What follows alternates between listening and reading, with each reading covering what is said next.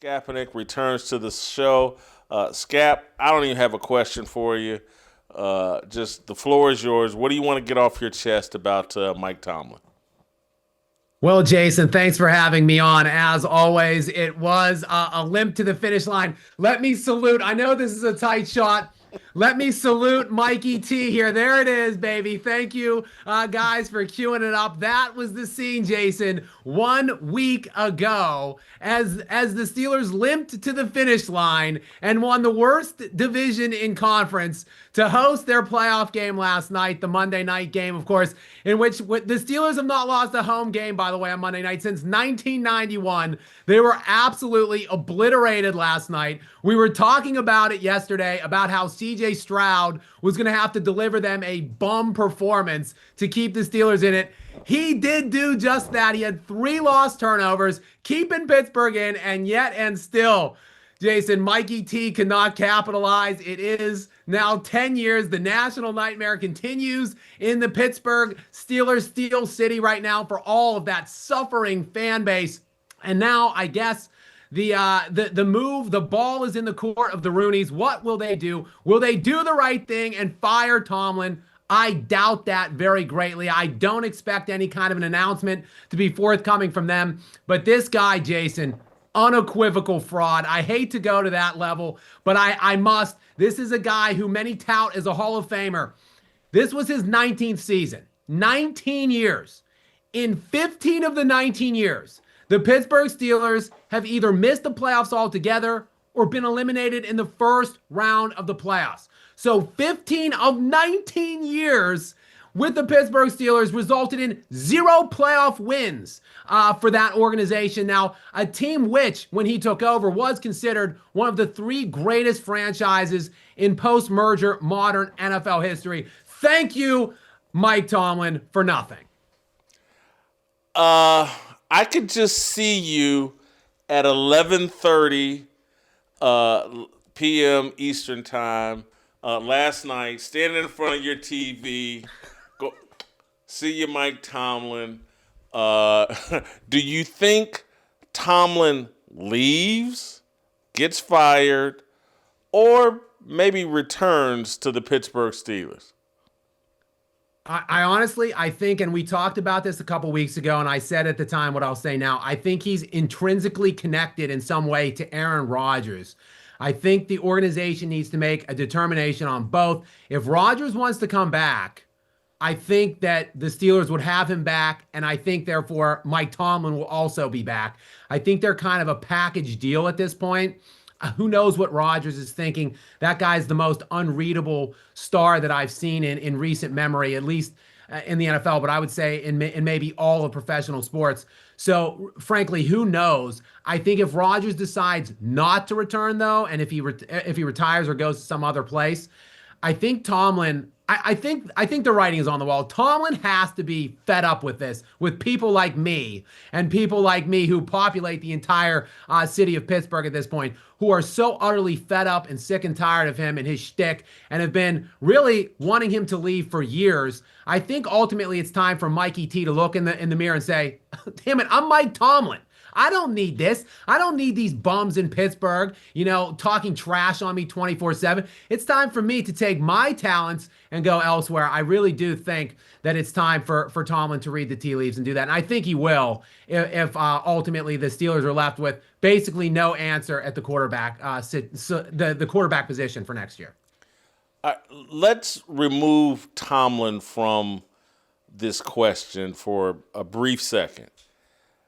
Would you want Aaron Rodgers back as quarterback next year? Personally, I don't think so. I think the guy is I think he's a viable kind of game managing player. Look, he wasn't losing the game in the first roughly 2.5 quarters when CJ Stroud was playing horribly and trying to lose the game for the Texans. Rodgers was managing it. Look, they played a nasty defense. It's the best defense this year. It's one of the best defenses, I think, in the 2000 century that we've seen. So Rodgers just kind of ran up against a buzzsaw. I'll say this, though.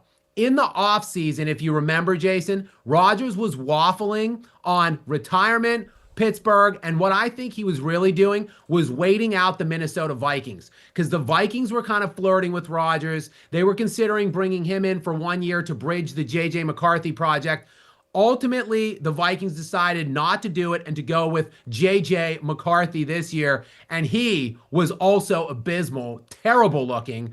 I think had the Vikings gone with Rodgers, which is what they should have done, and Rodgers played with the Minnesota Vikings this year, he would have looked much different. The Vikings would have looked much different, and that would have been a much better marriage. This Pittsburgh thing was destined to fail from the beginning. And personally, if I'm running the Steelers organization or if I'm a fan of the Steelers, no, I wouldn't want that guy back next season. The Vikings thing was interesting because it would have been the same path as Favre, Jets, Vikings, blah blah blah, but he did seem to hit it off with Mike Tomlin and defended Mike Tomlin last night pretty passionately.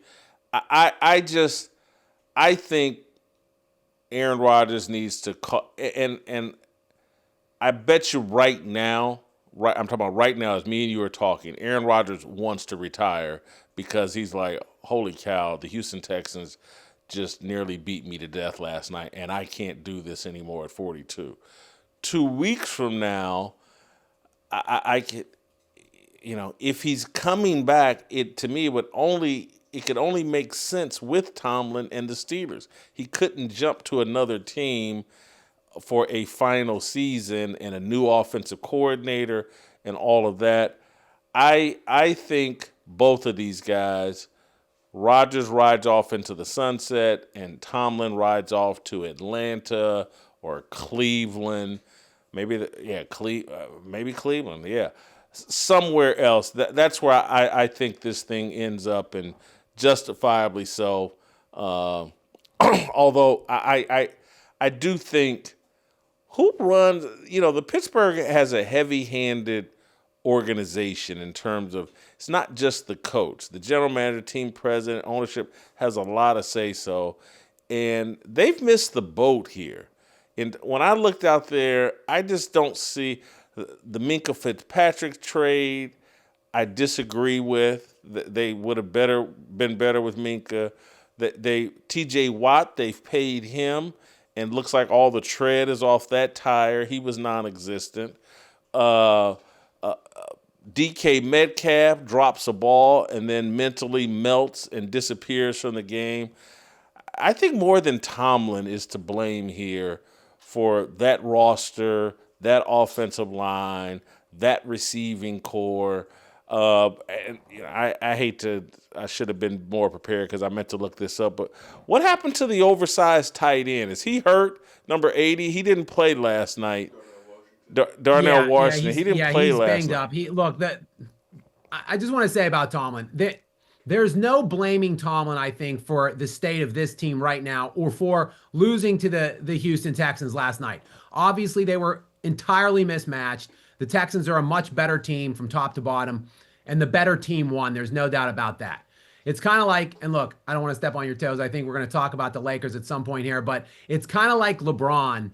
I don't necessarily blame LeBron for certain elements of his career, like when he just had Kevin Love and after the Kyrie Irving trade when they lost to the Golden State Warriors with KD. Of course, I don't expect him to win that series, but when you look at the totality of it, the accumulated amounts of failures throughout the entirety of the career, I think that's where I make my commentary based on both LeBron and Tomlin. It's not this year. It's, again, looking back at the last decade. People talk about how, he doesn't have a viable quarterback since Ben. Well, he really didn't win with Ben either. Like, basically after Ben's first 5 or 6 seasons, they did nothing after that. Ben won his first 2 Super Bowls early on with Cowher, and then in Tomlin's second year on the job. And really, there was a decade span where he had Ben Roethlisberger, where they won like 2 total playoff games, despite having a litany of elite offensive weaponry to go along with Ben Roethlisberger. So I'm really just looking at the totality of it.